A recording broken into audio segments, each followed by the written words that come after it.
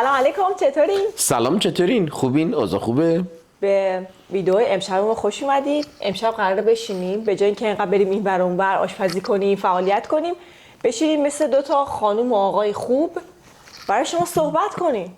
با خودمون صحبت کنیم. البته ما همیشه این حرفا رو با هم میزنیم. بعد گفتیم چرا شماها که بهترین دوستای ما هستین، همیشه در کنار ما نباشین تو این ویدیو؟ چرا یکم با هم نزدیک‌تر میشیم؟ اومدیم از پشت پرده زندگی پگی پدی براتون صحبت کنیم.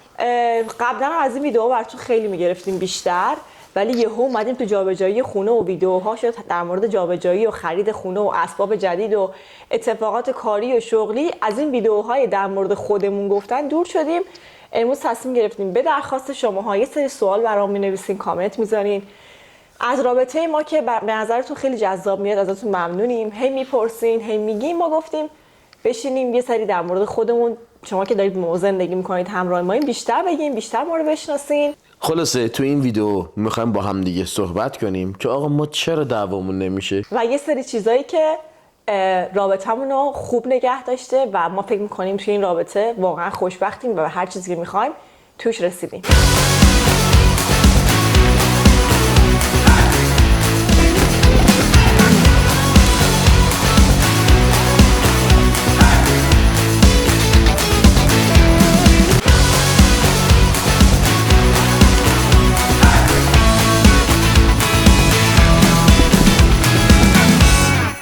خب اول از همه من اینو بگم آقا ما دعوامون میشه. ما اینجوری نیست دعوامون نشه، ولی یه جور دیگه دعوامون میشه. قبول داری؟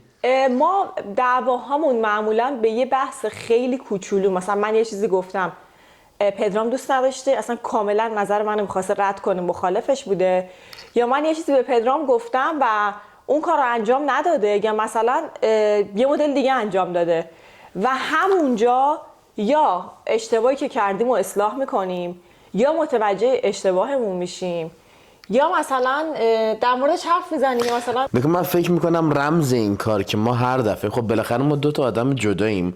پگاه توی یه خانواده کاملا متفاوت بزرگ شده، من توی یه خانواده کاملا متفاوت، کل تجربه زندگیمون کاملا متفاوت بوده و اصلا ما دو تا چیز جداگانه ایم. اوکی، دارم همینو میگم. آره، و خب این اصلا غیر قابل اجتنابه که ما با هم دیگه دعوامون نشه. ولی یه رمز داریم ما. من فکر میکنم این رمز موفقیت ماست که تلاش میکنیم دعوا منظورم فرق داره. دعوا و بحث فرق داره. اولا من اینو تو مغز خودم بگم، دعوا یعنی یه چیزی که آقا تو داری دعوا میکنی با یکی، مثلا تو خیابون دیدی داری دعوا میکنی با یکی، اون دعواه. بحث این چیزی که من فکر میکنم تو ما پیش میاد بیشتر و یه رمزی داره که این بحث به یه نتیجه میرسه. اینه که اول از همه ما به هم دیگه قول دادیم، این نبوده که با هم بنویسیم قول بدیم، ما به هم دیگه قول دادیم حرف هم دیگه رو بشنویم. من فکر میکنم اولین چیزی که یه بحث رو به سرانجام میرسونه اینه که آقا توانایی شنیده شدن دو طرف داشته باشن، گوش دادن. آره، من فکر میکنم که من کلا پدرام داشت در مورد دعوا میگفت، بهتون بگم من کلا آدم دعوایی نیستم. من خیلی جاها حقم خورده شده، خیلی جاها توی بحثای یهو منو کشیدن وسط، یا مثلا منو مثلا یه تیکه بهم انداختن. خیلی پیش میاد، خیلی زیاد، حتی هنوز مسخره کردن، چیزی کردن. در اینجا بهتون حقیقتا بگم دعوایی بودن من از پدرام خیلی کمتره. پدرام یه جاهایی پشت فرمون، یه جاهایی یه جورایی میگه برم. چه من اینجوریم؟ میگی حتی اگه نکنی. چند سال گذشته این اتفاق افتاده؟ میگی حتی به ذهنت یه کوچولویی رسیده که به یکی دعوا کنی. مثلا من گفتم رئیسم اینجوری میکنه، گفتی میرم میزنم. خب اون آره، زن منو کسی ناراحت کنه که حتما میرم.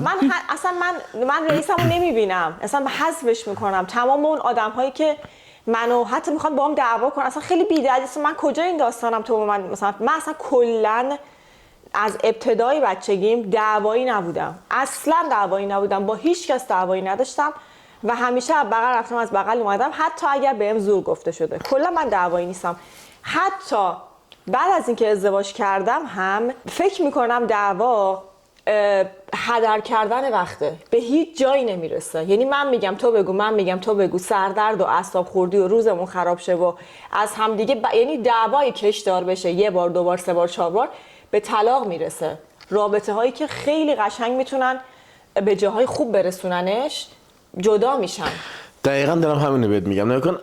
نکن اگه من از دست ناراحت شم، مثلا چرا از دست ناراحت بشم، مثلا چرا اینو رو خاموش نمی‌کنی میری میخوابی. آره. اوکی، من از دست ناراحت میشم و این بحث بین ما ایجاد میشه. مثلا من میگم پگا جان اینو خاموش کن. اوکی، تو باید به عنوان کسی که من از دست ناراحت شدم اول از همه اسکیل شنیده شدن داشته باشی. یعنی بشنوی آقا من یه مشکلی دارم، من دارم آفرین، من یه درخواستی دارم، من به عنوان نصف این زندگی یه درخواستی از تو دارم، تو باید اون بشنوی. شنیدن چجوریه؟ شنیدن اینی که نه اینکه از این گوش بشنوی از اون گوش داره، اینجوریه که آقا تو بشنوی و در راستایش یه قدم برداری.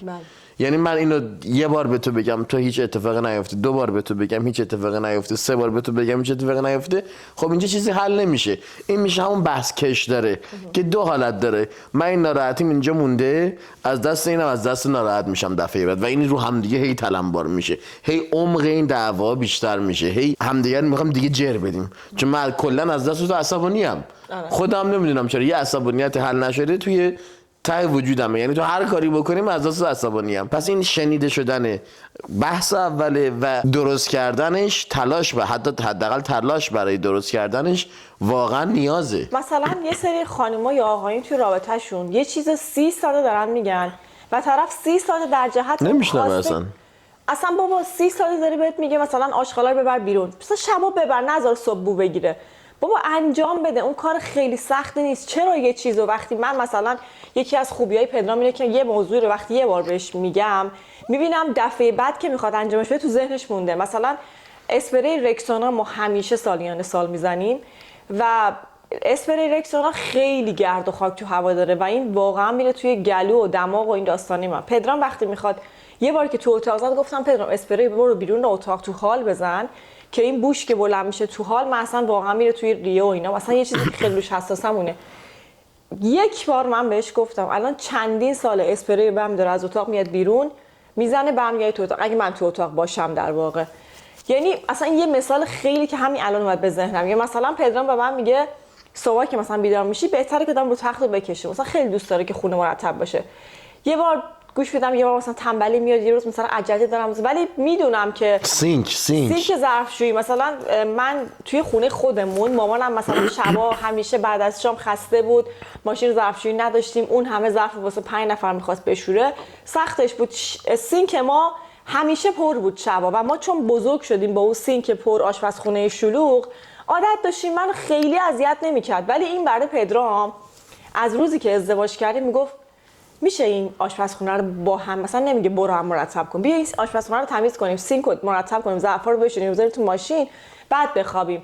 دیدم نقطه ضعفش واقعا نقطه ضعفمه. یعنی اصلا اون سینک اگه توش آشغال باشه، غذای ریخته باشه، سینک آشپزخونه کثیف باشه، من دیوانه میشم، واقعا خل میشم. هنوز خودم باش مشکل زیادی ندارم، اگه خستم حال ندارم میتونم شب بذارم ظرفا باشه صبح بذارم تو ماشین. ولی به خاطر پدرام که میدونم اون میره رو اعصابش، صبح میخواد مثلا بره سر کار نگاه میکنه وای چقدر سینک پره، چقدر آشپزخونه آشفته است، مغزی به هم میریزه، من این کارو انجام میدم. ما از اول که با هم آشنا شدیم توی تایمی که دوست بودیم و تصمیم به ازدواج گرفتیم خیلی عاقلانه به این نتیجه رسیدیم که به چیزایی که همدیگه میگیم گوش میدیم.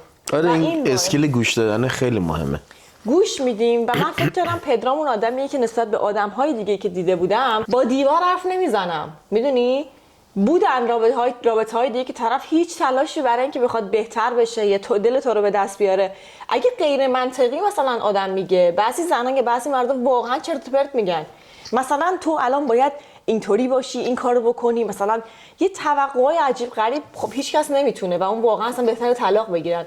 ولی چیزایی که ما واقعا درخواستمون از هم منطقیه و همش در راستای بهبود زندگی و آیندهمونه. یعنی هر چیزی که داریم یا هر برنامه‌ای و هر تلاشی که میکنیم، مثلا اگه پدرام فکر کنه که خب مثلا من عاشق خوابم، عاشق خوابید، الان مثلا به جای اینکه ویدیو بگیریم دوستشم بخوابم، بعد دیدم پدرام گفت نه این موضوع بچه‌ها خیلی دوست دارن بیا ویدیو بگیریم، سریع حاضر شدم اومدم، در صورتی که میتونستم بگم نه ولش کن فلان.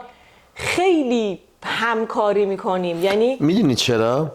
من واقعیتش خب نگاه کن، همونجوری که من اولش گفتم ما دو تا چیز جداگانه‌ایم، دو تا چیز کاملا متفاوتیم. شاید خیلی از درخواستای تو از من و شاید خیلی از درخواستای من از تو اصلا به نظر همدیگه منطقی نباشه، ولی من همیشه به خودم فکر میکنم این رمز یه زندگی زناشویی موفقه که اون چیزی که تو از من میخوای بابا تو اون دختری هستی که من آرزوشو داشتم. میدونی همیشه باید به این فکر کنی که آقا اون موقع دوست دختر دوست پسری یادت چقدر آدم همدیگه رو دوست داره، چقدر واسه آدم نوعه. مثلا یادت یه بار به من گفتی من هوس چی کردم، شله زرد بود، عدسی بود، چی بود، من یهو از خونم بدون اینکه پگا بیاد به من گفت من هوس کردم ولی نمیام، من رفتم از ترجیح واسه شله زرد آوردم دم در خونه‌شون. من فکر میکنم یه رابطه از همون لحظه اولی که شکل میگیره تا خدای نکرده اون لحظه‌ای که تمام میشه نیاز به مراقبت داره، نیاز به انرژی داره. این نیست که آقا تو زن من شدی من شوهر تو شدم تموم شد. من باید خیلی سخته واسه تو مثلا خیلی سخته اون سینک شبو مرتب کنی، ولی به خاطر اینکه منو دوست داری، به خاطر اینکه یه رابطه درست شکل بدی، آدم سختی رو میپذیره. آره. میدونی مثلا من واقعا به همیشه پیغام میگم من یکی از فریکای ذهنیم دست زدم به گوشت و مرغ و کباب زدن و کباب سیخ زدن و این چیزا بود. واقعا تا وقتی که پگا رو با هم دیگه دوست نشده بودیم، مثلا من دوست نداشتم، کاری نبود که دوست داشته باشم گوشت خورد کنم، مرغ سیخ بزنم، کباب کنم، از این داستانا. و بعد از اینکه ما ازدواج کردیم چون دیدم مثلا پگا بالا بازو دوست داره، جیگر دوست داره، فلان اینا، الان یه جوری شدم که اصلا خودم ادعا دارم در این زمینه. متوجه میشید؟ من منظورم این تغییر کردن هاست. من وقتی میبینم آقا تو تغییر میکنی بعد از چند باری اتفاق، بعد از چند بار رفت و برگشت، تو اون سینکو درست میکنی، من کباب میزنم، من 1000 تا کار دیگه میکنم، تو 1000 تا کار دیگه میکنی، این از خود گذشتن هاست و خوشحالی خودم تو خوشحال کردن تو میبینم، نه تو خوشحال کردن خودم. میدونی منظور منو؟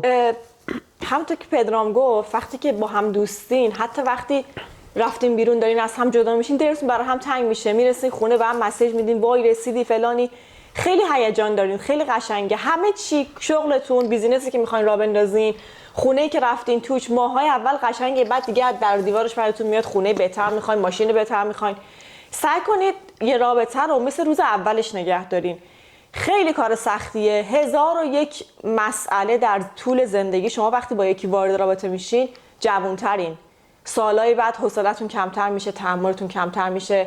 خدای نکرده مادرتون رو از دست میدین، پدرتون رو از دست میدین، شکسته و فرسوده میشین که اینا به رابطه آسیب میزنه. ولی گناه اون کسی که در کنار شماست چیه؟ میدونی اگه شما مشکلات دیگه ای دارین، بهتون مثلا میدونی اشتیاقتون رو از دست دادین، دیگه خوشحال نیستین، اونم با اون آدم ازدواج کرده، زمان که میگذره همه عوض میشن، پدرام عوض میشه، من عوض میشم، من آدم روز اول ازدواج نیستم، پدرام. ولی سعی کنید، ما این کاری که ما میکنیم، رابطه ها رو زنده نگه دارین، سالم نگه دارین. کار خیلی سختیه. من واقعا بهتون نمیگم که همه میتونن خوشبخت باشن، همه میتونن با هم مشکل نداشته باشن. واقعا شکر خدا یا هر چیزی، ما خیلی تلاش کردیم، خیلی مطالعه کردیم، خیلی با هم حرف زدیم، ساعت‌ها نشستیم روبروی هم. من چی میخوام، تو چی میخوای، من هدفم چیه، تو هدفت چیه، من اگه الان میرم سر کار برنامه‌ام اینه، من اگه این بیزینس رو میزنم برنامه‌ام اینه، انقدر پول داریم این کارو بکنیم. خیلی با هم حرف زدیم، خیلی با هم ندار بودیم، خیلی منطقو گذاشتیم وسط، خیلی چرت و پرت رو حذف کردیم، خیلی جلوی خانواده همون وایسادیم آقا این زندگی ماست، ما تصمیم میگیریم، ما مهاجرت میکنیم، ما از پسش برمیایم. همه این کارا رو ما کردیم و همه واقعا قرار نیست. ما شاید یه کسی باشه زندگیش، ما الان فکر می‌کنیم زندگیمون ساده، ما خیلی خوشبختیم، هزاران آدم هستن که میگن نه ما خوشبختیم، ما عالی هستیم. هر کسی از اون چیزی که توشه خب واقعا راضیه و مسیری که رفته رو خب خودش انتخاب کرده و دوستش داره، ولی واقعا ازش راضیم. یعنی واقعا من از انتخابی که کردم، از زندگی که دارم خیلی راضیم و نمیگم مشکلات نیستن، مسائل نیستن، ولی خیلی ماهرانه حلش میکنیم. من وقتی رابطه‌های دیگر رو میبینم سر یه مسئله واقعا بی‌معنی، اصلا یه مسئله که ارزش نداره، چرا مثلا کادوی تولد من ساعت 8 صبح رسید 12 ظهر دادی، چرا فلان. مثلا ما در مورد تمام این مسائل نشستیم حرف زدیم دیگه. پدرام یه نسخه کد نویسه شده است که میدونه روز تولد من باید چیکار کنه، من چی دوست دارم، چی دوست ندارم، کادوی گرون دوست دارم، کادوی، یعنی طرف 30 سال سر کادو دارن دعوا میکنن، چرا برام اینو نخریدی؟ یعنی تو واقعا فکر می‌کنی من اینم؟ تو چرا میری برام اونجوری می‌کنی؟ چرا سر کار میری به من زنگ نمیزنی؟ تو هر روز بر روزی به من زنگ. آفرین، من اینو دارم میگم. آقا واقعا من خود پگا هم شاهده. من روزایی که میرم سر کار تو هفته حداقل 2-3 بار وقتی دارم میرم سر کار وایس مسیج میدم به پگاه، قربون صدقه‌اش میدم. غیر از اینه میدونی نه هر روز نه خیلی از روزا ولی این کارو میکنم. خب میدونی من میخوام بهش یادآوری کنم که آقا تو همون دختره یا منم همون پسرم، فقط یکم سنمون بیشتر شده، یکم واسم یک نواخت شدیم، ولی بیا این یک نواختیه نباشه. میدونی منظور منو؟ و من واقعا نظریم اینه که خوشحالی یه خانواده مطمئناً در گروی خوشحالی مامان خانواده است، زن خانواده است، و خوشحالی مامان خانواده در حس ساپورت داشتن و در حس شنیده شدنه. شاید خیلی جاها تو زندگی ما من کمتر شنیده شدم، ولی از این لذت میبرم که پگاه فکر کنه که اون پرنسس، چه میدونم، من دایم دقیقا همیشه یه مثال داره همیشه این تو ذهنمه، میگه آقا تو خونه خانواده این خیمه است، مرد این چادر خیمه است، زن این اون تیر وسط خیمه است. منم واقعا دوست دارم آقا اصلا بگی فکر کنه پگاه زن من فکر کنه و هست مهمترین ستون اون زندگیه و من خیلی خوشحالم واسه اینکه بهش سرویس بدم، چون که وقتی اون خوشحاله اون منو خوشحال میکنه. میدونی منظور منو؟ و این نکته خیلی مهمیه که تو آقا به عنوان مرد، من خودم خداییش میگم، به عنوان مرد خانواده بار زندگی باید به دوش مرد باشه، مرد باید بیشتر کار کنه واسه اینکه آرامش به زنش بده و زنش هم خوشحالی به مردش بده. من نظریم اینه واقعا.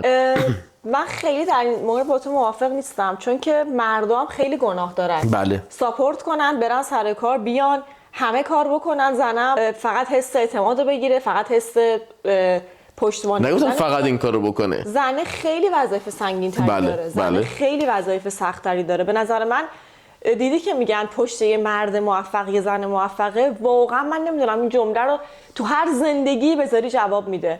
چون من توی خیلی از زندگی‌ها دیدم اگر که به جایی رسیدن زنه کرده، اگه به جایی نرسیدن زنه کرده. یعنی یک مرده آفرین، من همینو بهت میگم، یه خر خوشحال باید باشه یه مرده. میدونی منظور من چیه؟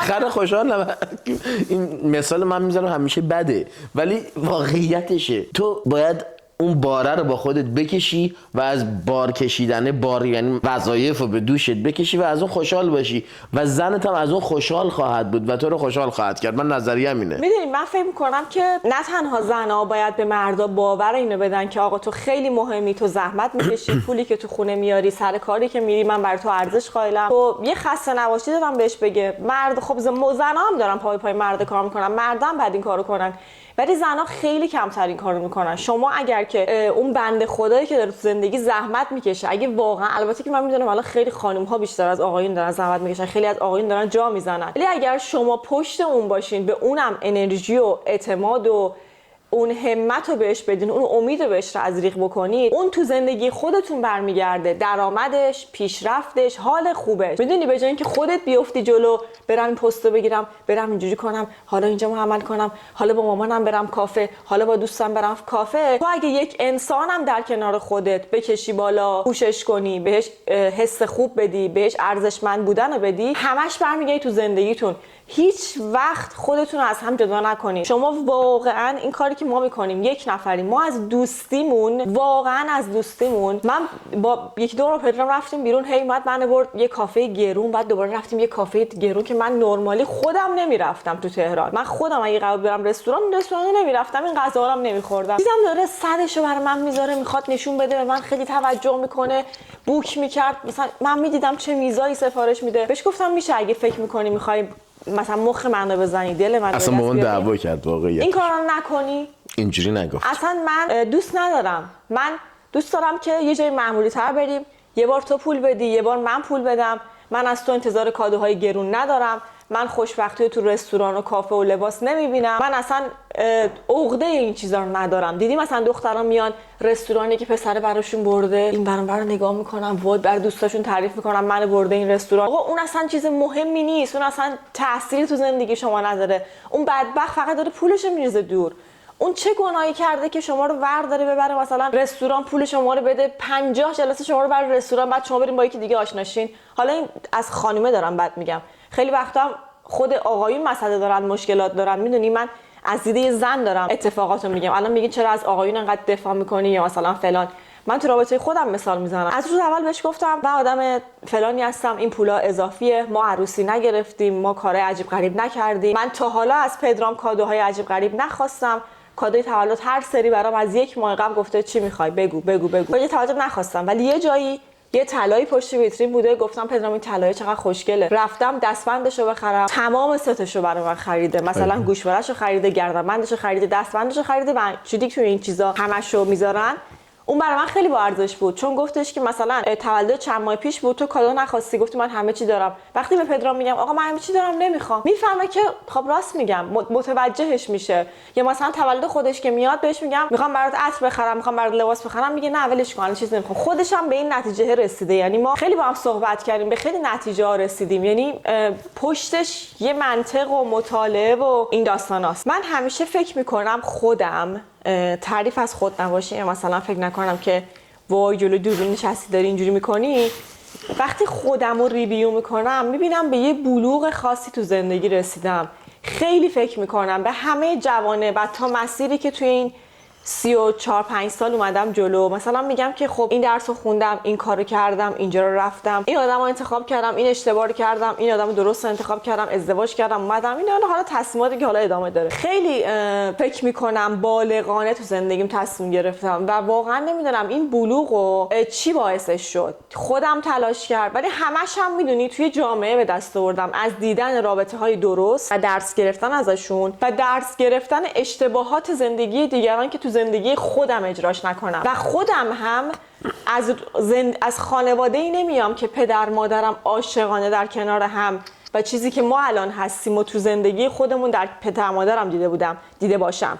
و میدونید که اکثر پدر مادرهای ما تحصیلات زمان ما، مثلا مام بابای من، تحصیلات عجیب غریبی نداشتن، نمیدونستن آقایون با خانیماشون چجوری رفتار کنن. خانیماشون بیچاره تو خونه هرچی در توانشون بود آشپزی میکردن، ولی مردا کمک نمی‌کردن، همدلی نمی‌کردن، عشق و مهر رو نشون نمیدادن. حتی نمیتونم بگم تو خونه‌ام یاد گرفتم، ولی خیلی نگاه کردم، خیلی بررسی کردم، خیلی نسخه برداشتم و فکر کردم که به نفعم اینا. یعنی اگه چیزی به نفعم نبود انجام نمیدادم. همه این کارهایی که میگم کوتاه اومدم، یه جایی از خودگذشتگی کردم، یه جایی تلاش کردم، یه جایی خودم رو اصلاح کردم. میدونم که اگه هر کسی این کارا رو بکنه نفعشو خودش میبره. بله. واقعا خودت نفع میبری. با کی میجنگی؟ برای چی میجنگی؟ خب خودت تنها میشی، خودت همسر نداری، خودت تو زندگی کمتر خوشحالی، خودت فردا بچه نداری، خانواده ای نخواهی داشت. مثلا یه مسیر رو بگیری تو کار، اوی من میخوام برم این بیزینس رو بزنم، اونجوری کنم. خب سعی کن یه مدیریت کنی، همه رو با هم ببری جلو. من هر زندگی تو اطرافم میبینم فرنگ، ولی هستن، واقعا نکی نیستن. میتونم مثلا از 50 تا آدمایی که میشناسم میتونم رو کاغذ بنویسم، 5 تاشون رو بگم خوشبخت محض که قبول دارم، 10 تاشون رو بگم خوبه اوضاعشون، ولی 40 تاشون اصلا من نمیدونم چیکار دارین میکنین. اینقدر سخت نیست. آقا من بهتون بگم واقعا خداییش الان فکر کنیم من و پگاه مثلا از رابطمون از 100 20 تا خوشحالیم. مثلا ما با هم بحثمون شده، شب داریم میخوابیم. اگه فردا صبح من پاشم برم سر کار، مثلا فقط پگاه اینو واسه من صبح بنویسه، اصلا به هر دلیلی، چه تو دعوای دیروز من مقصر بودم چه پگاه مقصر بوده، اوکی، مثلا بنویسه قربونت برم عزیزم، مثلا مسیج بده قربونت برم عزیزم صبحت بخیر. همین. باور کنین با همین من قول میدم 90% مردا کلا یادشون میره چه اتفاقی دیروز افتاده. قبول داری حرف منو؟ من منظورم اینه که آقا خوشحال بودن تو زندگی خیلی ساده است و اون سادگیش از خودگذشتگیه و وقتی شما اون از خودگذشتگی رو انجام میدی به این نتیجه میرسی که اون طرف مقابلت هم اگه آدم درستی باشه اون از خودگذشتگی 2 برابر واسه انجام میده. دیگه زندگیتون یه جوری میشه، من اون طرف همش داره یه کاری میکنه تو خوشحال شی و این طرف هم داره یه کاری میکنه که اون خوشحال شه و این یه بدبستون خوشحالیه. یعنی یه بدبستون از خودگذشتگی میشه که جفت طرفا از هم دیگه خوشحال میشن. خیلی ساده و قشنگ. ولی من یه چیزی هم میخوام بهتون بگم بچه‌ها، من خیلی از رابطه، الان کسایی که ازدواج کردین داری خودتون میذارین جای رابطه ما یا فکر میکنین وای نکنه من کم گذاشتم، نکنه اگه من با اون آدمم اینجوری بودم اینجوری میشد. من باید بهتون اینو بگم که هر کسی جواب نمیده. من خیلی آدما رو دیدم، زنایی که فداکاری کردن بابت یه سری مردایی که به خیلی از خانیما بارها و بارها فرصت دادن، به پاش نشستن، 1000 تا کار براش کردن، جواب نمیده. بعضی آدما درست نمیشن، بعضی آدما نمیخوان تغییر کنن. اگه من به پدرام تو زندگی 50 دادم، پدرام به من 50 داده. من 70 ندادم 30 بگیرم. من اگه 70 بدم 30 بگیرم اسکلم، مریضم، دیوونم. من 70 میدم 30 میگیرم، سال بعد 80 میدم 20 میگیرم، دیگه برو بالا. دیگه این آدم مثلا مگه میشه جمعش کرد؟ برای همین دارم بهتون میگم، نمیگم ترک کنید، برید آدمی که بهتر پیدا کنید، ولی از همون اول اگر مجردین، اگه دارین تصمیم میگیرید، خیلی زیر و رو کنید، خیلی ببینید اون آدم چقدر فلکسیبله، چقدر انعطاف پذیره، چقدر قابل تغییره، چقدر. میگم که نه من اون آدم بد بودم، نه پدرام آدم صد بود، ما آدم‌های صد همدیگه رو ساختیم. اگه شوهر من از غیر از پدرام یه نفر دیگه بود، من بعد قبله‌مو نسبت به اون تنظیم می‌کردم، چون دارم با اون زندگی می‌کنم. واسه همین دارم بهتون میگم بدون اغراق ما بیاین 5 سالی که با همیم حتی یک روز 1 ساعت قهر نکردیم. ولی واقعیتش اینو من به شما بگم که هر دفعه هم که دعوامون شده، بحث شده، دعوا نشده، بحث شده، همیشه یا 90%؟ نه همیشه حتی اگه پگا هم خودش بدون مقصره، من میگم پگا ولش کن، اصلا بیا دوست باشیم با هم، ولش کن. و ما یه قانون به شدت طلایی داریم که خدا رو شکر تا حالا نرفته زیر سوال، که آقا ما دعوای امروز به فردا موکول نمی‌کنیم. فردا چیه؟ به 1 ساعت بعد. آفرین. منظورم اینه که اگه همین الان ما دعوامون شه 1 ساعت دیگه بخوایم بخوابیم تو اتاق، تو خواب، باید با هم دوست باشیم، چون که نه اصلا تو خواب نیست. مثلا تو آشپزخونه سر یه مسئله که آره. چرا اینو اینجوری پختی، من اون اونجوری دوست ندارم، رب نزن. همین چند وقت پیش وای چرا مثلا به فلان غذا رب زدی، مثلا چقدر مثلا بندریو چقدر رب زدی، من اصلا اینجوری نمی‌خوام. خب بندری رب داره، رب نداره. رب باشه ریخت دور با هم خوردیم، تموم شد رفت. یعنی آره مثلا همونجا حلش می‌کنیم. من واقعا قهرایی که 2 ساعت 3 ساعت 2 روز 3 روز با اصلا من نمیفهمم اونوری میره. چجوری میتونین تحمل کنید؟ به جای دیوانه نمیشین؟ آره واقعا به جایی نمیرسه، چون مشکل حل نمیشه، یه شنیده نمیشه و قدم در راستای حل شدنش برداشته نمیشه. من قهری بودم، الانم هستم، راحتم قهر میکنم. آره پگا اصلا عین خیالش نیست، قهر میکنه. میتونم حرف نزنم، این اگه پدرام نیاد حرف بزنه، سر بحث وا نکنه، من هیچی نمیگم. ولی وقتی هم میاد من دیگه شروع میکنم حرف زدن، موضوع فراموش میکنم، کش نمیدم. حتی اگه خودش مقصر باشه. میدونید چی میگم؟ چون من واقعا توانشو ندارم، چون که اصلا دیوانه میشم. داری از من سوء استفاده میکنی. قربونت برم من. خب حالا یه سری سوال ازت دارم. آفرین. اینجا بحث قشنگی. اولین باری که از دست من عصبانی شدی کی بود؟ من چندین بار از دستت خیلی عصبانی شدم. یکیش این بود که من خیلی دوست داشتم مهاجرت کنم و تو خیلی میگفتی نریم. میگفتی اینجا خیلی خوبه، ما بیزینسمون گرفته، ما خونه خریدیم، ما همه چی داریم، بریم مهاجرت کنیم، مثل خر از صبح بریم تا شب سر کار، هیچ کس رو نداریم.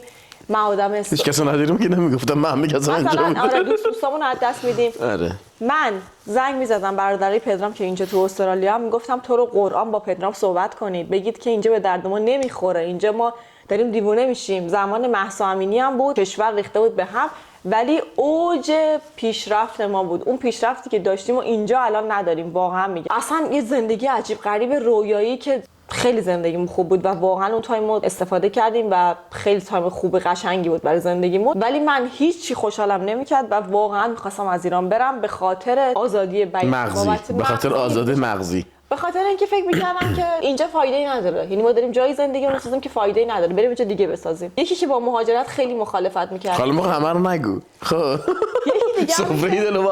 یکی دیگه هم که خیلی بابتش دعوامون شده، دو تا رو یادمه، اینه که پدرام عکاسی میکنه توی ایونت ها، نامزدی، عروسی، ایران خیلی بیشتر. مثلا بچه‌ها اگه تولدی بود، جشنی، عروسی، نامزدی، مثلا هماهنگ میکردن که بیان عکاسی کنن. منم همراه پدرام میرفتم، جستا رو میدادم، با آیپد میگفتم اینجوری وایسا اونجوری وایسا. من کارهای پشت صحنه عکاسی میکردم، پدرام عکاسی رو انجام میداد و فایل عکس‌ها رو براشون میفرستاد. اگه کسی به من میگفت آقا امروز میخوام ما عکاسی کنید، 30 تا عکس واسه تولد پسرم بگیر، چقدر میگی؟ من همیشه نصف پدرام میگفتم. میومد میگفت، بعد میرفتیم سر پروژه، مثلا میگفتش که اینو چقدر گرفتی؟ میگفتم مثلا فلان قدر. برای چی اینقدر گرفتی؟ مگه تو داری عکاسیشو میکنی؟ من دارم زحمت میکشم، این چه قیمتیه؟ من همیشه ارزون کار میکنم. من یه بیزینس داشته باشم ورشکسته میشم.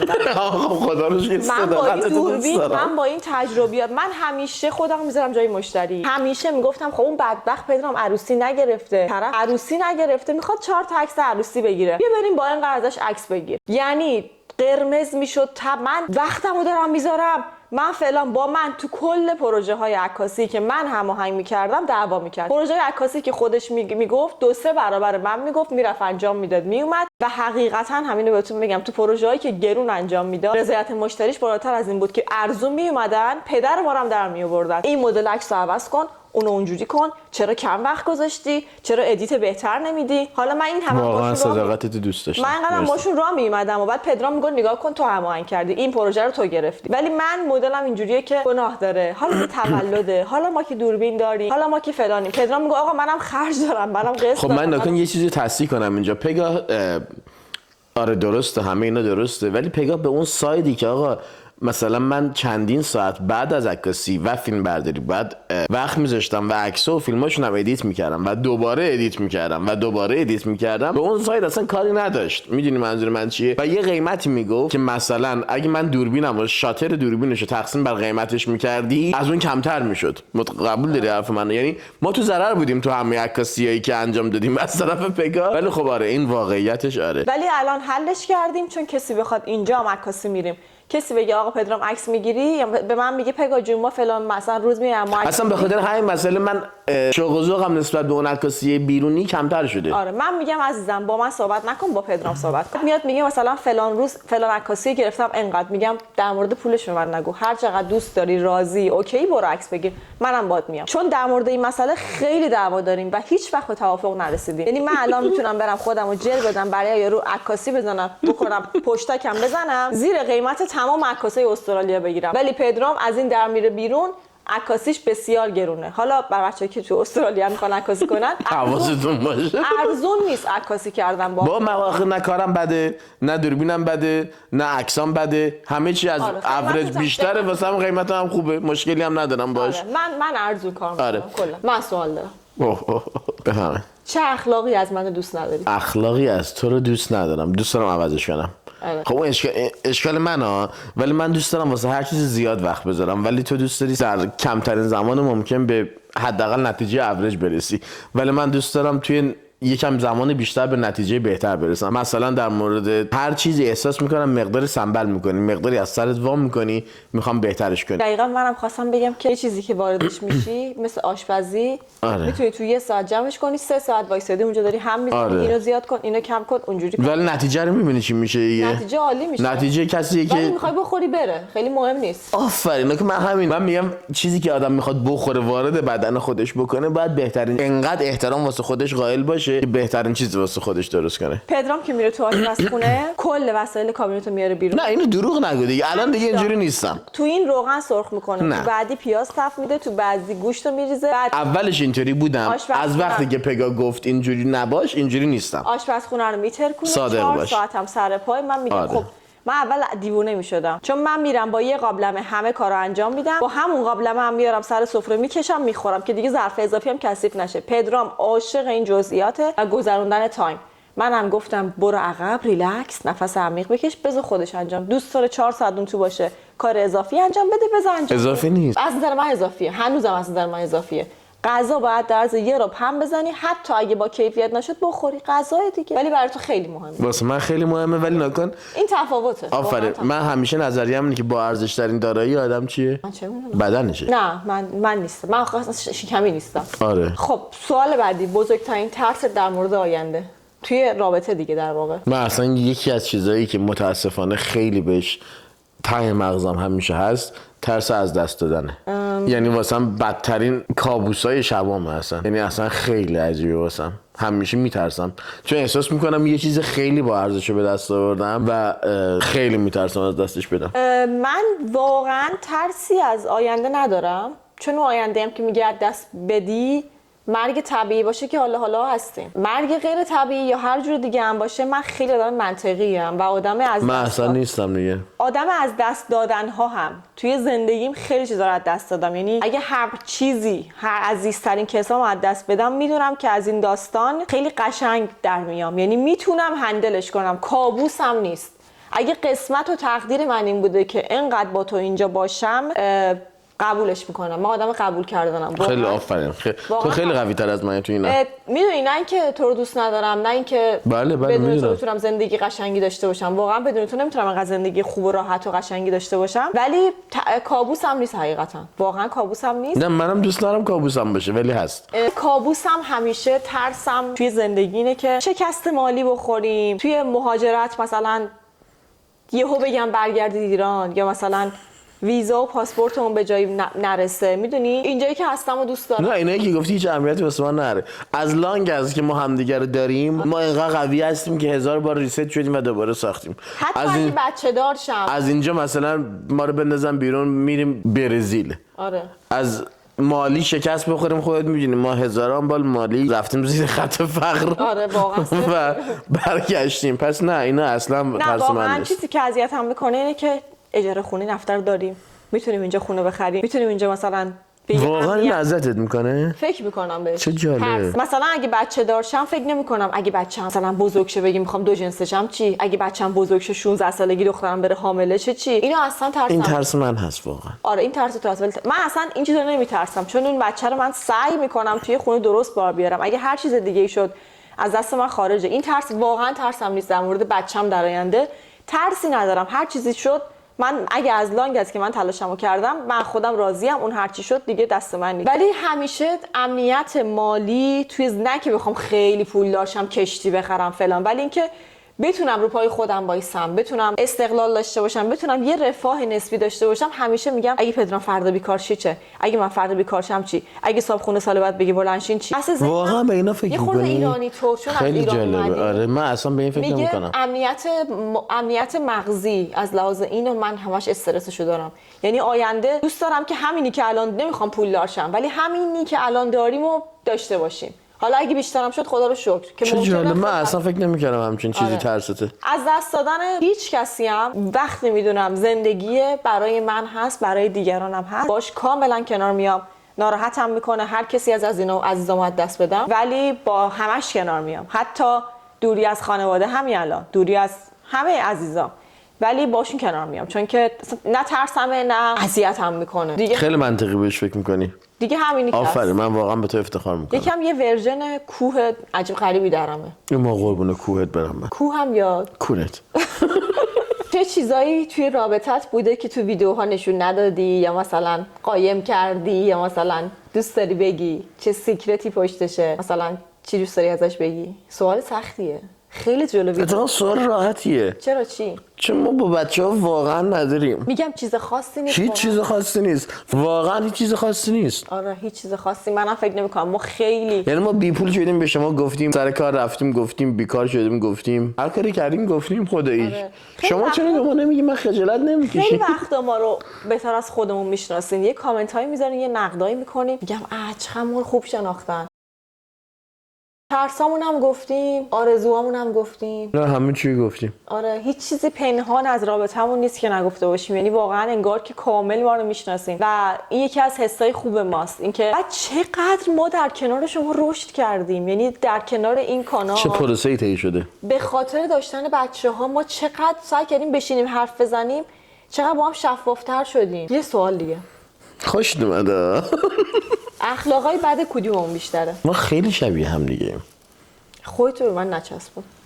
اخلاق بد زیاد داری. بله. خیلی اخلاق بد. اصلا اخلاقای بدم خیلی کمه. بله درست. اخلاق بد من بیشتر. نه واقعا نمیتونم بگم اخلاق بد. تو این که من آدم بهتری هم که شکی نیست. نه آدم بهتری نیستی واقعا. تو آدم قضاوتگری. واقعا میگم. یه اخلاقی که پدرام داره، مثلا میگم پدرام من با من میگه من با یه خانم و آقای آشنا شدم سر کار فلان، میخوام باشون بریم بیرون. من مثلا میگم ای چه جالب، بیا ببینم چه جوری هم میریم با هم بیرون. من کافی به پدرام میگم پدرام با یه دوستی پیدا کردم سر کار فلان. نه چرا با هر کی قرار میذاری؟ ما اینا رو نمیشناسیم. خب این ناگاه از نمیخوام توجیهش کنم، یک درست اشتباهه. خب ولی از خصلت محافظت یه مرد از خانواده میاد. نه پدرام به هر چیزی در نگاه اول منفی نگاه میکنه. بله. و مشکوکه. بله. یعنی مثلا اگه یه چیزی خوبه یه اشکالی داره. من چندین بار راجع به هر چیزی فکر میکنم. آره. مثلا واقعا بهتون بگم، خب ما تو این کانال یوتیوبمون هر ماه، هر هفته، هر روز هزاران تا ایمیل میاد واسه اینکه اسکم کنن کانال ما رو و مثلا کانال ما رو هک کنن و ایمیلایی که اگه شما حواستون نباشه یه جا یک کلیک اشتباه بکنین کل زحمات چندین سالتون رفته به باد. و من راجع به هر ایمیل 1000 بار چک میکنم تا جواب بدم و احساس میکنم کار درستیه. در مورد آدما هم همینطوریه. مثلا اول منفی فکر میکنم، مثلا میریم تو مهمونی میگه وای از اون آقای خوشم نمیاد، بعد آقایی میاد بیچاره حرف میزنه پدرام جان فلان، بعد میگه مرد خوبی بودا، ولی من از اول به مردم یه فرصت میدم، بعد میفهمه مثلا خیلی خوب نبود، یه کاری میکنه دیگه قطع میکنم. ولی اینو من واقعا نمیپسندم. فکر نمیدونم درست و غلط چیه، ولی من اول راجع به بالاخره حد وسط از همه بهتره. حد وسط از اینکه نه اینکه از اول پری بغل یارو، نه اینکه واسه اینجوری نگاش کنین مثلا منتظر باشه یه کار عجیب غریب بکنه. من کلا در دفعات اول با مردم واقعا اصلا گارد دارم. مثلا و اصلا پدرام خیلی من خیلی خوشروام، یعنی هر وقت هر کی بیرون منم خوشروام. من خیلی بیشتر خوشروام. نه دیگه یکم خودتو میگیری دیگه. نمیگیرم، به خدا من نمیگیرم. خیلی خودتو میگیری. ای بابا میسین که امشب دوباره دعوا کنیم. نه نمیگیرم واقعا. بحث گرفتن نیست، بحث این که کسی که میخواد وارد حریم خانواده من شه باید از یه سری حریم خانوادت نه حریم خودت، یکی میخواد با تو آشنا شه. حریم من اصلا درسته، باید از یه سری از فیلترها عبور کنه. بعد اول برادر تو اصلا فیلتر رو برای بدبخت نمیذاری که بخواد عبور کنه. من خودم دروازه‌اش باز میکنم، هر وقت نیاز ببینم میاد تو. یه چیز دیگه که من فکر کنم تو مردا خیلی زیاده، پدرام هم داره، یه ریزی حسوده. اصلا 100%. اصلا تو کافیه یکی تعریف کن، بگو اون مرد خیلی خوشگلیه، مثلا آقای فلانه، اصلا اذیت میشه. یعنی کلا اگه مامانش هم با خودش و برادرش یه ذره به اون یه تعریف کنه یه چیزی دیگه سریع صداش در میاد. من حرفم اینه، من همیشه اینو میگم، شعار من اینه، این چیزی که مردا بهش میگن غیرت، من غیرت دارم رو یارو، من فکر میکنم حسودیه. میدونی منظور من چیه؟ یعنی مرده میخواد تمام اولویت‌های یه خانم آقاش باشه، آقاش که منظورم شوهرش باشه. خب قاعدتا برعکسش هم جوریه دیگه، زن هم میخواد همه اولویت‌های مردش خودش باشه، از این بیشتر لذت میبره. آره من آدم حسودیم. حسود منظورم نه اینکه مثلا اون چرا داره من ندارم، این نیست، اصلا اینطوری نیست. ولی آره من آدم حسودیم. مثلا تو به یکی بیشتر از من توجه کنی من حسودم، تو هم همینجوری هستی. یکی دیگه هم هست، من میتونم هیچ دیگه اینجا منو کاوردی اینجا. تو هم میتونی بگی. باشه من دوی چقدر خوبم. بفهم. یکی دیگه هم هست اینه که پدرام میتونه یه فکر رو با خودش 3 روز کش بده. آره من به شدت اوورتینکینگم. آره مثلا سر کار با یکی به مشکل خورده، یارو یه هفته جلوشه و داره تو خونه راه میره و توی یه هفته داره به یارو فحش میده. این اینجوری کرد، مردی که بیشور، قدر منو نمیدونن، من اینجا برام اینجوری میکنم، من فلان میکنم. بعد انقدر میگه مثلا منم خب من دوست دارم باش هم فکری کنم، ناراحته یه مسئله. مثلا من خودم اصلا میخوام مانیتور بخرم، مثلا انقدر با خودم درگیرم، انقدر ریویو میکنم که هم خودم ماشین بخرم، هر چیزیو انقدر ریویو، چون میخوام بهترین و پرفکت ترین آپشن رو داشته باشم. آره درسته 100% قبول. مثلا می‌خواستیم ماشین بخریم، میگفت اورست خوبه، نه میگفتم آره، میگفت نه بی‌وایدی خوبه، گفتم آره بی‌وایدی خوبه. دوباره فرداش من رفتم دیدم اورست خیلی بهتره، میگفتم اورست خوبه.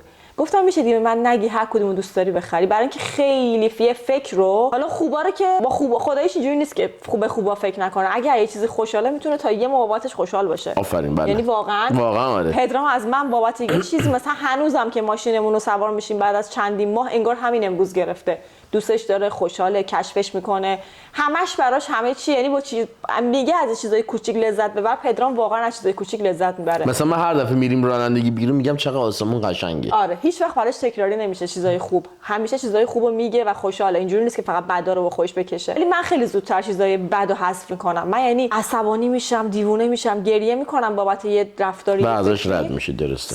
مثلا فکر میکنم فرداش دیگه اصلا اتفاق نیفتاده، میریزمش دور، اصلا اسمش هم نمیارم. تو محل کار، توی رابطه میام به پدرام توضیح میدم، میگم این اینجوری که اونجوری که با تمام. یکی دیگه هم میخوام بگم فکر سلامتیش نیست. یعنی پدرام واقعا به عنوان یک مرد تحصیل کرده درست حسابی توی کشور درست حسابی، اگر مریض چه دکتر نمیره، اگر چکاپ لازم باشه انجام نمیده و این من خیلی اذیت میکنه. واقعا من دوست دارم که خودش بدونه که من بگم من امروز میخوام چکاپ بدم، من امروز میخوام اینو چک کنم، میخوام برم ورزش کنم، میخوام برم بدوم. این چیزایی که تو هم میتونی پیدا کنی بگی. ببین من چقدر خوبم که نمیگی. واقعا این چیزایی که من فکر میکنم که اگه شما نمیدونید بعد بدونید. خب حالا من بگم.